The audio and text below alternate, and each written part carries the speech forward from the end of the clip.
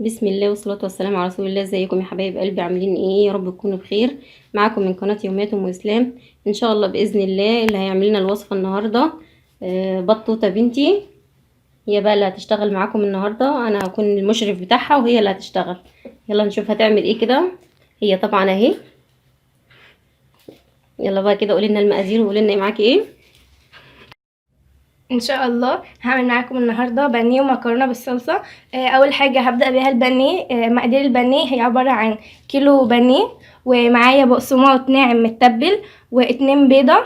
وطبعا التوابل بقى بتاعتنا هنا هتبقى معلقه كبيره ملح، ومعلقه صغيره فلفل اسود، ومعلقه صغيره بابريكا، ومعلقه صغيره توم باودر.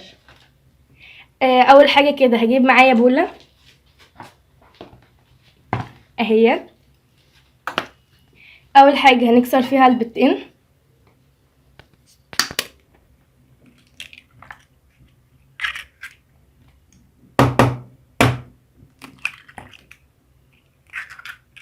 بعد كده هننزل عليها بكل التوابل اللي انا قلت عليها،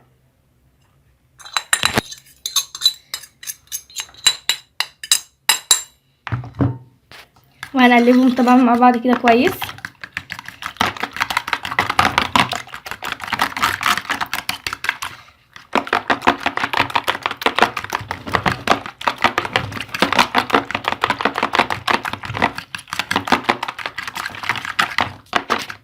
كده اهو بالشكل دوت. هننزل عليهم بالبانيه، كيلو البانيه كده.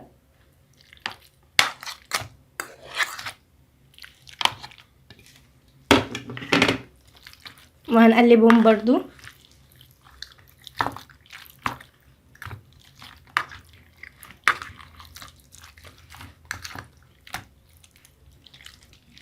انا دلوقتي هو خلاص قلبته معاكم.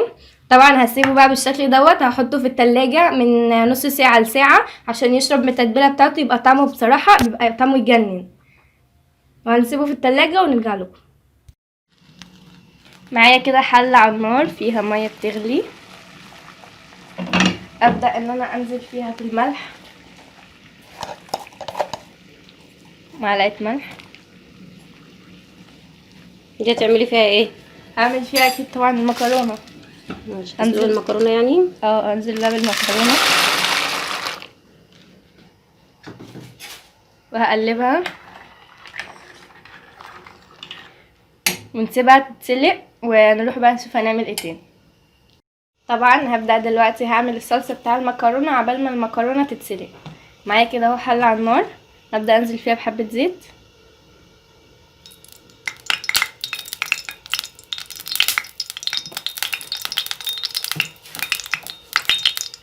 وهستنى لما الزيت يسخن وهنزل عليه بالبصل. هو سخن، هبدأ انزل عليه دلوقتي البصل.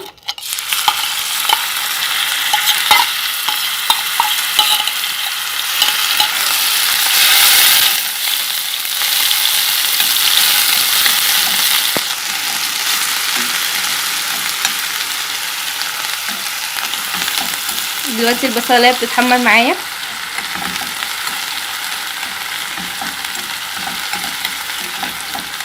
بصراحة يا جماعة عليها يعني صلصة المكرونة دي بتعملها بتبقى جميلة جدا. انا بحب اكلها من ايدها يعني بصراحة. يعني مين اللي هيشهد للعروسة؟ طبعا امها.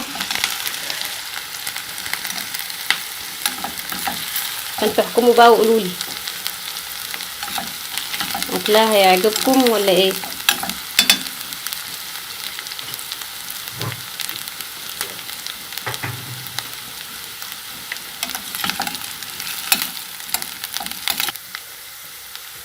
ومعايا هنا عصير طماطم هنزل بيه كده على البصل بعد ما اتحمرت.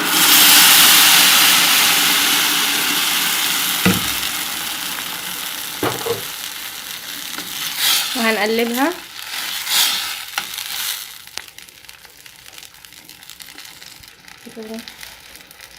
واحط لها كده يا جماعه حبه سكر بس كده في الاول، وبحط لها بقيه التوابل بعد ما تتسبك. هتقولوا لي بحط السكر دوت ليه؟ بحطه علشان تعادل الحموضه بتاعه الطماطم. يا سلام، تعليمها منين ده بقى؟ اكيد منك طبعا. بس كده هسيبها تتسبك وبعد كده نرجع نشوف هنعمل مع بعض ايه. يلا يا جماعه شجعوها باللايك، محدش يبخل علينا بقى باللايك. طب يا جماعه معانا التسبيكه اهي اتسبكت. هنبدأ بقى نحط لها التوابل بتاعتها. نحط لها حبة شطة صغننين،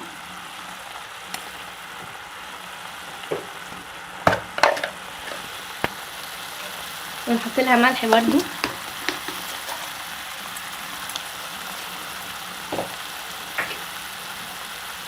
وحبة كمون،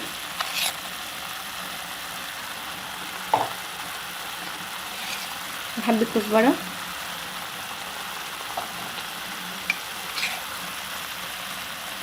وحبة بابريكا،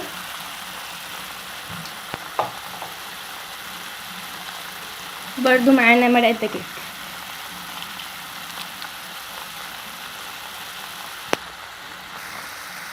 ومعانا حبة زعتر ناشف. بس كده، هي دي كل التوابل بتاعتي. هبدأ بقى ان احنا نقلبها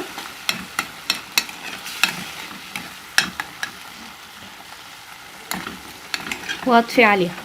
خلاص كده انا طفيت عليها. طبعا دي المكرونه هي خلاص، هي سلقت وصفتها اهي، والتسبيكه اتسبكت، يا الاتنين بس كده يتطبقوا مع بعض.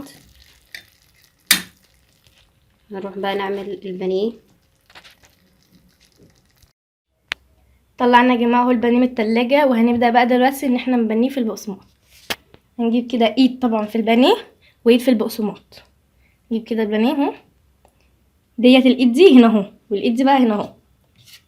نبدأ ان احنا ايه، نبنيه في البقسماط، ندوس عليه كويس. طبعا يا حبايبي الطريقه دي اسهل من ان انتي تعملي البيض وحده وتحطيه بقى في البيض، ومن البيض للبقسماط. يعني طريقه ان انتي تحطي البيض مع البانيه كده مره واحده بيبقى اوفر في الوقت، واوفر في ان انتي توفري كميه بيض.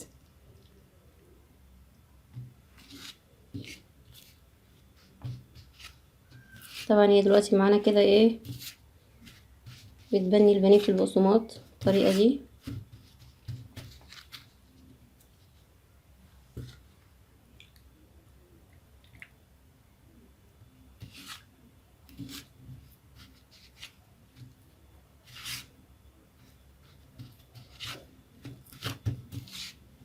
نبنيه كويس، ندوس عليه عشان طبقة البقسماط ما تفصلش عن البانيه.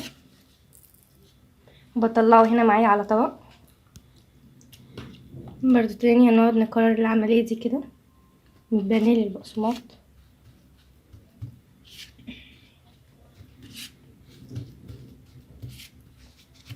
طبعا هي نكمل كل الكميه اللي معانا بقى بنفس الطريقه دي كده عشان ما نطولش الفيديو عليكم. نرجع لكم بقى نشوف هتقليه هي طبعا اللي هتقليه معاكم ازاي. طبعا يا جماعة احنا هنبدأ دلوقتي نحمر بانيه. معايا طاسة على النار فيها حبة زيت مش كتير. نبدأ بقى ايه، ان احنا ناخد البانيه كده اهو، ننزل بيه بالراحة، نسمي الله قبل ما ننزل عشان دوت زيت.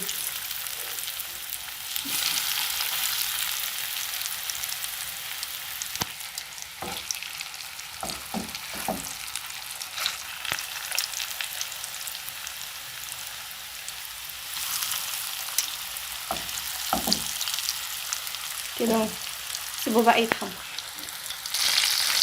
نبدأ بقى نقلبه عشان يستوي من الناحية التانية برضو. نقلبهم كلهم. شايفين واخد اللون الدهبي ازاي؟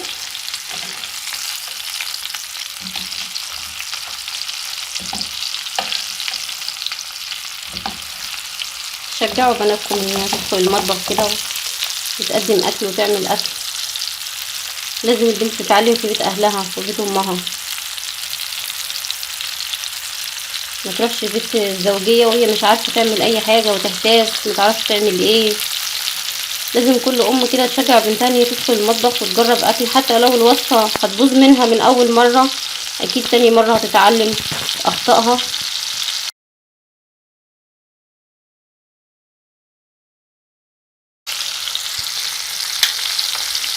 ان شاء الله تبقى احسن من مامتها كمان. طبعا يا جماعه هو دلوقتي استوى، هطلعه. معايا دلوقتي طبق عليه مناديل المطبخ، هبدا ان انا اطلع عليه عشان المناديل تشرب الزيت كده بالشكل ده. شايفين البنايه عامله ازاي؟ تحفه، تستاهل بأخوة والله. انت اللي عاملاه يعني. اكيد طبعا.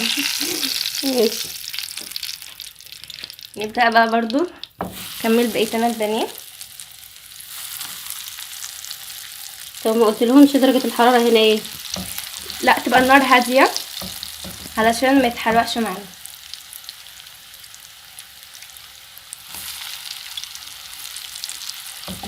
نبدأ بقى برضو ان احنا نسويه، هنقلبه مع الناحية التانية.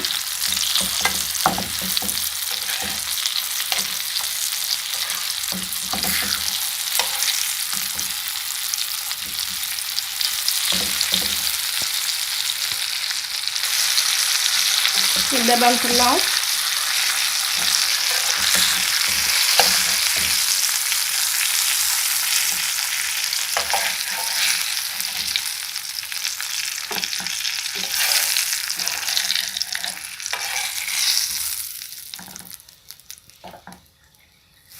نكمل بقى بقية تسويته وأوريكم الشكل النهائي يبقى عامل ازاي. ادي الشكل النهائي اهو للبانيه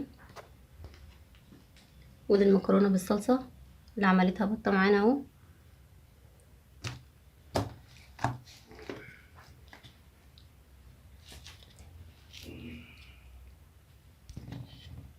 طب يا جماعه، يا رب تكون الوصفه عجبتكم. ما تنسوش تعملوا لايك للفيديو دوت وتشجعوني، وعايزاكم تدعوا لي ان انا انجح في دراستي يا رب. يلا بقى كده يا جماعة شجعوها باللايك، يا رب الوصفة تعجبكم.